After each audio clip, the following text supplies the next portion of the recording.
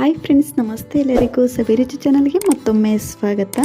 ಇವತ್ತಿನ ರೆಸಿಪಿ ಬಂದು ಎಗ್ ಕರಿನ ಮಾಡ್ತಾ ಇದ್ದೀನಿ.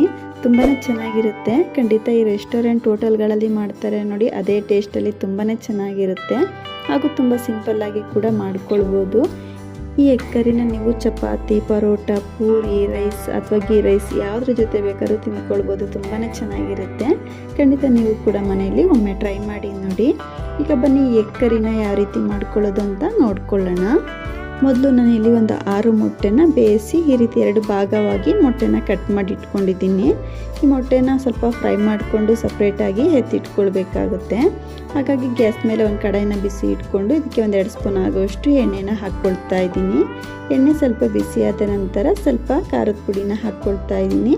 ಹಾಗೆ ಒಂದು 2 ಚಿಟಿಕೆ ಆಗುವಷ್ಟು ಅಡುಗೆ ಅರಿಶಿನ ಹಾಗೆ ಸ್ವಲ್ಪ ಉಪ್ಪನ್ನ ಹಾಕ್ಕೊಳ್ತಾ ಇದ್ದೀನಿ. ಸೇರಿಸಿ ಈ ರೀತಿ ಎಣ್ಣೆಯಲ್ಲಿ ಕಂಪ್ಲೀಟಾಗಿ ಮಿಕ್ಸ್ ಮಾಡ್ಕೊಳ್ಳೋಣ. ಈ ರೀತಿ ನಾವು ಮೊಟ್ಟೆನ ಎಣ್ಣೆಯಲ್ಲಿ ಸ್ವಲ್ಪ ಫ್ರೈ ಮಾಡ್ಕೊಳ್ಳೋದ್ರಿಂದ ಮೊಟ್ಟೆಗೆ ಉಪ್ಪು ಖಾರ ಚೆನ್ನಾಗಿ ಸೆಟ್ ಆಗುತ್ತೆ ಅಂತ. ಈ ರೀತಿ ಕಂಪ್ಲೀಟಾಗಿ ಮಿಕ್ಸ್ ಮಾಡಿಕೊಂಡು ಈಗ ಇದಕ್ಕೆ ಬೇಯಿಸಿ ಕಟ್ ಮಾಡಿ ಇಟ್ಕೊಂಡ್ರಂತ ಮೊಟ್ಟೆನ ಹಾಕ್ಕೊಳ್ತಾ ಇದ್ದೀನಿ. ಈ ರೀತಿ ಕಂಪ್ಲೀಟಾಗಿ ಮೊಟ್ಟೆನ ಸೇರಿಸ್ಕೊಂಡು 1 ನಿಮಿಷ ಎಣ್ಣೆಯಲ್ಲಿ ಫ್ರೈ ಮಾಡ್ಕೊಳ್ಳೋಣ. ಈ ರೀತಿ 1 ನಿಮಿಷ ಫ್ರೈ ಮಾಡ್ಕೊಂಡಿದ್ದಾದಮೇಲೆ ಈ ರೀತಿ ಮೊಟ್ಟೆನ ತಿರುವಾಕೊಳ್ಬೇಕು. ಇದೇ ರೀತಿ ಕಂಪ್ಲೀಟಾಗಿ ಮೊಟ್ಟೆನ ತಿರುವಾಕೊಂಡು ಫ್ರೈ ಮಾಡ್ಕೊಳ್ಳೋಣ. ನೋಡ್ತಾ ಇರ್ಬೋದು, ಈ ರೀತಿ ಕಂಪ್ಲೀಟಾಗಿ ಫ್ರೈ ಮಾಡ್ಕೊಂಡಿರೋದಾಗಿದೆ. ಈಗ ಗ್ಯಾಸ್ ಆಫ್ ಮಾಡಿಕೊಂಡು ಇದನ್ನ ಸೈಡಲ್ಲಿ ಎತ್ತಿಟ್ಕೊಂಡಿರೋಣ.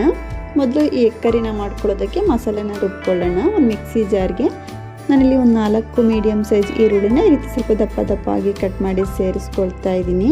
ಹಾಗೆ 1 ಇಂಚ್ ಆಗೋಷ್ಟು ಶುಂಠಿ, 1 ಗೆಡ್ಡೆ ಬೆಳ್ಳುಳ್ಳಿನ ಸಹ ಸಿಪ್ಪೆ ತೆಗೆದು ಹಾಕ್ಕೊಳ್ತಾ ಇದ್ದೀನಿ.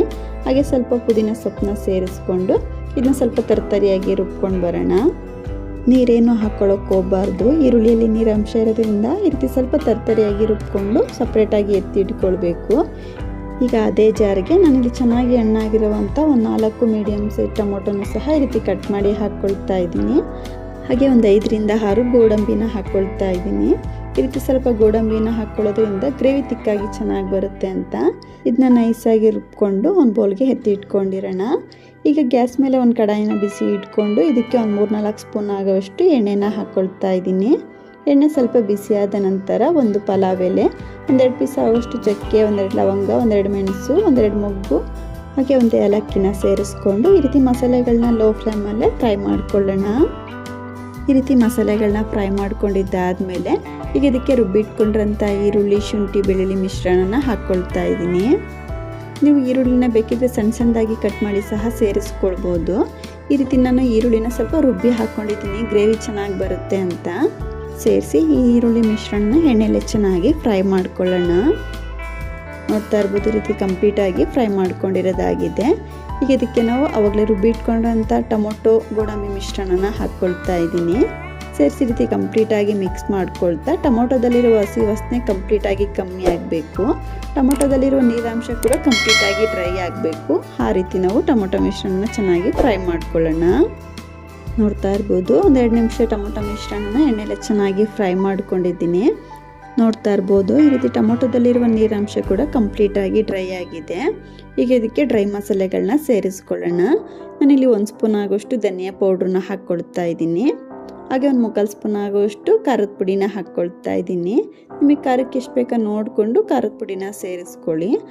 ಹಾಗೆ 1/2 ಟೇಬಲ್ ಸ್ಪೂನ್ ಆಗೋಷ್ಟು ಗರಂ ಮಸಾಲ ಹಾಗೆ 1-2 ಚಿಟಿಕೆ ಆಗೋಷ್ಟು ಅಡುಗೆ ಅರಿಶಿನ ಸೇರಿಸ್ಕೊಂಡು ಈ ಡ್ರೈ ಮಸಾಲೆಗಳನ್ನ ಸಹ ಎಣ್ಣೆಲ್ಲ ಸ್ವಲ್ಪ ಫ್ರೈ ಮಾಡ್ಕೊಳ್ಳೋಣ.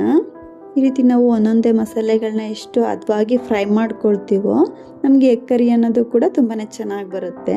ಈ ರೀತಿ ಮಸಾಲೆನ ಕಂಪ್ಲೀಟಾಗಿ ಫ್ರೈ ಮಾಡಿಕೊಂಡು ಈಗ ಇದಕ್ಕೆ ನೀರನ್ನ ಸೇರಿಸ್ಕೊಳ್ತಾ ಇದ್ದೀನಿ. ಟೊಮೊಟೊ ರುಬ್ಕೊಂಡ್ರಂಥ ಜಾರಿಗೆ ಸ್ವಲ್ಪ ನೀರನ್ನ ಹಾಕ್ಕೊಳ್ತಾ ಇದ್ದೀನಿ. ಹಾಗೆ ಸ್ವಲ್ಪ ಎಕ್ಸ್ಟ್ರಾ ನೀರನ್ನು ಕೂಡ ಸೇರಿಸ್ಕೊಂಡು ನಿಮಗೆ ಎಗ್ ಕರಿ ಗಟ್ಟಿಯಾಗಬೇಕು ತೆಳುವಾಗಬೇಕೋ ನೋಡಿಕೊಂಡು ನೀರನ್ನ ಸೇರಿಸ್ಕೊಳ್ಬೋದು. ಹಾಗೆ ರುಚಿಗೆ ತಕ್ಕಷ್ಟು ಉಪ್ಪನ್ನ ಸೇರಿಸ್ಕೊಳ್ತಾ ಇದ್ದೀನಿ. ಸೇರಿಸಿ ರೀತಿ ಕಂಪ್ಲೀಟಾಗಿ ಮಿಕ್ಸ್ ಮಾಡಿಕೊಂಡು ಈ ಮಸಾಲೆನ 1-2 ರಿಂದ 3 ನಿಮಿಷ ಚೆನ್ನಾಗಿ ಕುದಿಸ್ಕೊಳ್ಳೋಣ. ನೋಡ್ತಾ ಇರ್ಬೋದು, ಈ ರೀತಿ ಮಸಾಲೆನೂ ಕೂಡ ಚೆನ್ನಾಗಿ ಕುದಿಸ್ಕೊಂಡಿರೋದಾಗಿದೆ. ಈ ರೀತಿ ಸೈಡಲ್ಲಿ ಎಣ್ಣೆ ಕೂಡ ಬಿಡ್ತಾ ಬರ್ತಾ ಇದೆ. ನೀವು ಈ ಟೈಮಲ್ಲಿ ನೋಡಿಕೊಂಡು ಉಪ್ಪು ಸಾಲ್ಟೇಜ್ ಇದ್ದರೆ ಸೇರಿಸ್ಕೊಳ್ಬೋದು. ಈಗ ಇದಕ್ಕೆ ನಾವು ಆವಾಗಲೇ ಫ್ರೈ ಮಾಡಿ ಇಟ್ಕೊಂಡಿರೋಂಥ ಮೊಟ್ಟೆನ ಸೇರಿಸ್ಕೊಳ್ಳೋಣ. ನೀವು ಡೈರೆಕ್ಟಾಗಿ ಬೇಯಿಸಿರುವಂಥ ಮೊಟ್ಟೆನ ಕಟ್ ಮಾಡಿ ಕೂಡ ಸೇರಿಸ್ಕೊಳ್ಬೋದು. ಈ ರೀತಿ ಮೊಟ್ಟೆನ ಸಪ್ರೇಟಾಗಿ ಫ್ರೈ ಮಾಡಿ ಸೇರಿಸೋದ್ರಿಂದ ಮೊಟ್ಟೆಗೆ ಸ್ವಲ್ಪ ಉಪ್ಪು ಖಾರ ಚೆನ್ನಾಗಿ ಸೆಟ್ ಆಗಿರುತ್ತೆ ಅಂತ ಈ ರೀತಿ ಕಂಪ್ಲೀಟಾಗಿ ಮೊಟ್ಟೆನ ಸೇರಿಸ್ಕೊಂಡು ಹಾಗೆ ಸ್ವಲ್ಪ ಕೊತ್ತಂಬರಿ ಸೊಪ್ಪನ್ನ ಸೇರಿಸ್ಕೊಂಡು 1 ನಿಮಿಷ ಲೋ ಫ್ಲೇಮಲ್ಲೇ ಕುದಿಸ್ಕೊಂಡ್ರೆ ಆಯಿತು. ನೋಡ್ತಾ ಇರ್ಬೋದು, ಮೊಟ್ಟೆನ ಸೇರಿಸ್ಕೊಂಡು ಲೋ ಫ್ಲೇಮಲ್ಲೇ 1 ನಿಮಿಷ ಹಾಗೆ ಬಿಟ್ಟಿದ್ದೆ. ಮೊಟ್ಟೆಗೆ ಮಸಾಲೆ ಕೂಡ ಚೆನ್ನಾಗಿ ಸೆಟ್ ಆಗಿದೆ. ಗ್ರೇವಿ ಕೂಡ ಎಷ್ಟು ತಿಕ್ಕಾಗಿ ರೆಡಿಯಾಗಿದೆ ಅಂತ ನೋಡ್ತಾ ಇರ್ಬೋದು. ಖಂಡಿತ ತುಂಬಾ ಚೆನ್ನಾಗಿರುತ್ತೆ ಫ್ರೆಂಡ್ಸ್. ಇದನ್ನು ನೀವು ಚಪಾತಿ, ದೋಸೆ, ಪರೋಟ, ಪೂರಿ ಅಥವಾ ಗೀ ರೈಸ್ಗೂ ಕೂಡ ತಿಂದ್ಕೊಳ್ಬೋದು.